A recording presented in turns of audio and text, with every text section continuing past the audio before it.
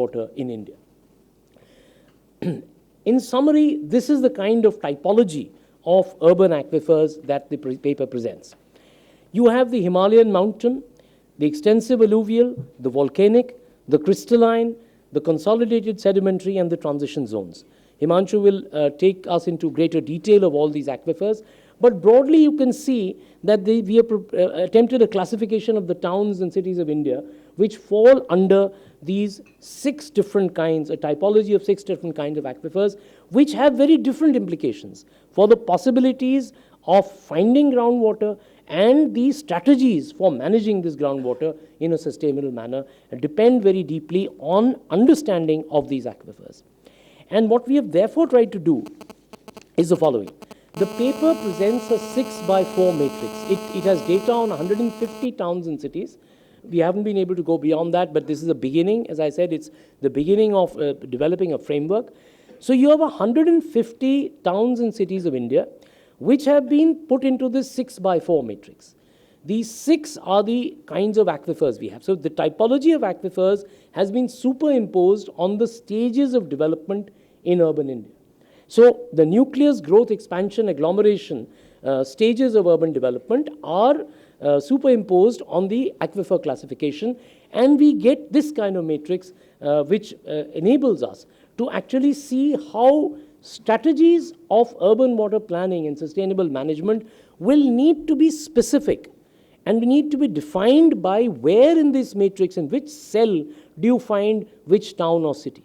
So once you are able to locate that my particular town and city belongs in this cell of this matrix, you will be able to refine the strategy that you are going to apply for sustainable water management in general and groundwater management in particular, but also wastewater management, which I shall just begin to describe. So I think this is a very important element in the framework that the paper is suggesting, and without an understanding of where you are within this matrix, we could go terribly wrong in the way we plan for water supply in urban India. So those were the differentia specifica of every town that we must keep in mind. But beyond that specific element of the strategy, what the paper is trying to do is to identify 11 common elements which would go across the matrix. So the matrix would be specific for each cell, but it would have certain elements which would apply across all cells. And these, is the suggestion of the paper, must characterize any of the strategies that we adopt to resolve the problems of urban water in India. The first is sustainable groundwater management, which I will elaborate in a minute.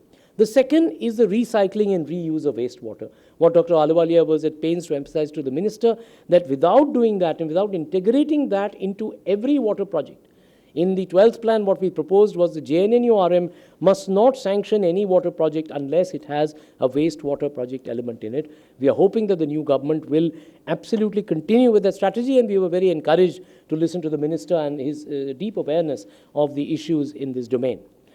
The third is the imaginative reuse and recycle options that exist, which I will elaborate, because the minister also alluded to that, of how we can actually make use of the so-called waste. The fourth, which I was so happy the minister was repeatedly emphasizing, decentralized wastewater management. And this is something in terms of the lowering the cost of technology, which can be a very important option. The fifth is the reduction in the footprint of industrial water in India, which I will just elaborate. The sixth is protection and prioritization of local water bodies. The seventh is the focus on management and distribution. The eighth is again what the minister was emphasizing, the utilization of alternative lower cost technologies, because the resources required for transforming urban India are too humongous. The ninth is the focus on urban local body capacity building, which Dr. Ahluwalia was pointing to when in her intervention with the minister. The 10th is a participatory planning framework. The paper elaborates a framework within which participatory planning must happen. Otherwise, whatever kinds of projects you may like to bring, the popular perception and the popular participation will not be possible. And the 11th, and I believe the most important suggestion of the paper in that sense, is the focus on local river systems. The paper is arguing that it galvanizes popular energy. If you want to get popular support for what you're trying to do, the focus on river systems within cities. And the paper ends with, I was asked to put forward 2 cities as examples where this work could be carried forward, and Nagpur and Indore were identified, the Nag River in Nagpur and the Khan River in Indore, where there is already work going on, as we heard from the Minister about Nagpur. In Indore also, the Honorable Speaker, Sumitra Mahajan, she is the MP from Indore, and she's been very deeply involved in the cleaning efforts of the Khan River. And we are hoping that this kind of political backing at the highest level would galvanize the efforts in the direction of cleaning both these rivers. So I'll quickly now go over an elaboration of these 11 common elements. So urban groundwater management, what are the tasks involved? The first and most important, as I said, which we are hoping the 12th plan aquifer mapping and management program will give impetus to, is the mapping and registration of key groundwater sources. And with that, we can go into a participatory aquifer mapping exercise. It involves the building of a stakeholder database. Today, we have no idea who is taking urban groundwater and where. So the users, the drillers, the tanker operators, who are extremely powerful, at times even difficult operators in this space, we need a database on those. And then once we have an understanding of groundwater, we need a large-scale groundwater recharge program, which should not be merely restricted to the token roof water harvesting, which we have spoken a lot about in the last few years.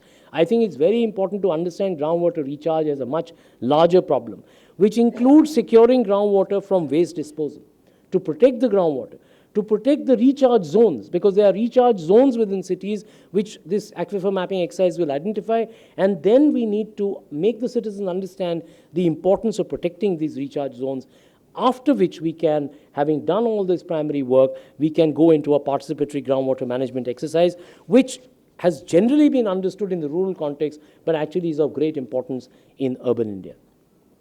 The second element which I spoke about, so the recycling and reuse of wastewater. As I said, the 12th plan is speaking of tackling water and wastewater together, with primacy being given to treatment of sewage. It is clear from the census figures of 2011, only 33% urban Indians are connected to piped sewer systems, and 50 million Indians in urban India still defecate in the open. This is a matter of great national shame, and therefore requires an urgent attending to. And at the same time, we have installed a capacity to treat only 30% of the excreta we generate. These are also very rough estimates, but this is the best we can do as far as data is available. And the important thing is that Delhi and Mumbai, which generate around 17% of the country's sewage, have nearly 40% of this meager installed capacity. So we need attention, therefore, to be diverted to the emerging cities. Cities where the problems have not crossed a point of no return, and that's why the Indore-Nagpur choice was motivated by the fact that here is a situation which is still within the capabilities of doing something about, and with the focus on the river systems. Now I spoke of the reuse and recycle options which can be imaginatively utilized. So what we are saying is that with basic level treatment of sewage, the water can be reutilized in industries and power plants. The water sludge after treatment can also be used as manure in agriculture. And it is a potential source of revenue for the urban local bodies.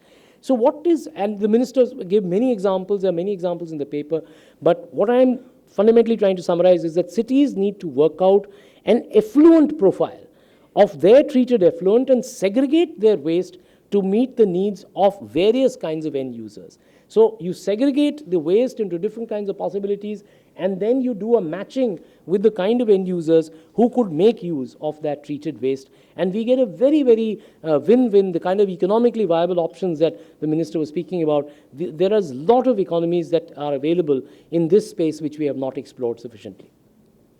Then the paper emphasizes the entire possibilities of decentralized wastewater treatment. And the arguments in favor of that are that they are more easily able to cater to unserved areas, because unserved areas are a major problem in our cities. Intra-city inequity is a major challenge urban India is going to face increasingly. And I think we have to find solutions for unserved areas, and decentralized wastewater treatment plants are a way forward. They minimize pressure of transporting everything to a single location. They reduce the cost of treatment and O&M, and site-specific treatment technologies have to be designed based on particular land use. So it again is an exercise in a lot of imagination to understand specific situations and build the ideal decentralized wastewater treatment model. And of course, what they do is to minimize the land that is needed for wastewater treatment. The paper also spends a lot of time in advocating a different approach to industrial water in India. The water footprint of Indian industry is among the highest in the world, and there is no reason why this should be the case.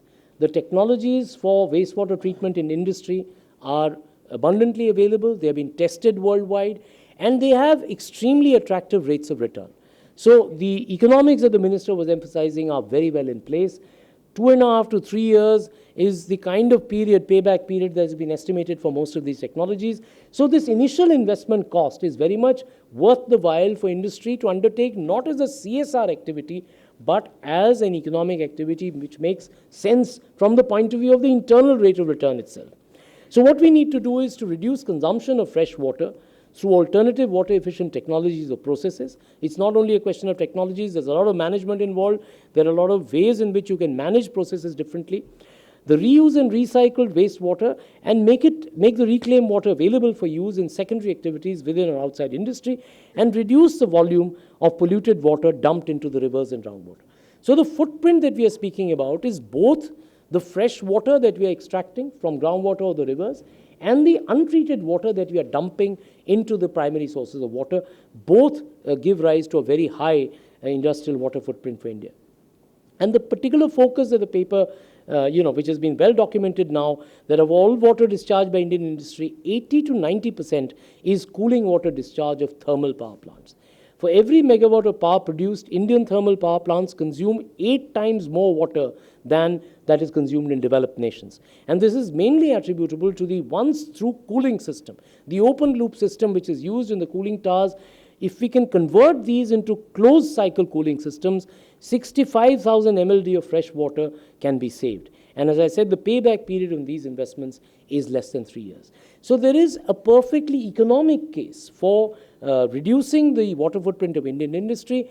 The suggestion in the 12th five-year plan was to create a knowledge hub which would enable this to happen. Arunabha made great contributions to, through the CEW to our 12th plan document, and we are hoping that an institution or a set of institutions can emerge which would make available this kind of knowledge, and it would be facilitating the industrial units who want to shift towards a more rational and more sustainable pattern of water use within their industrial processes.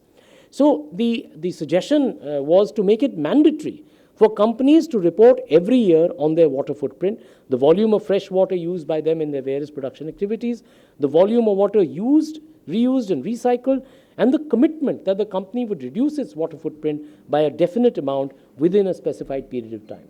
So what we are saying is we are not reinstating the license quota permit Raj. What we are saying is voluntarily companies can state that this is their water footprint today, and this is a roadmap for how they will move to reduce it over time. I think this is something which will be in their own self-interest, but this framework would enable a monitoring of what each industrial unit is doing.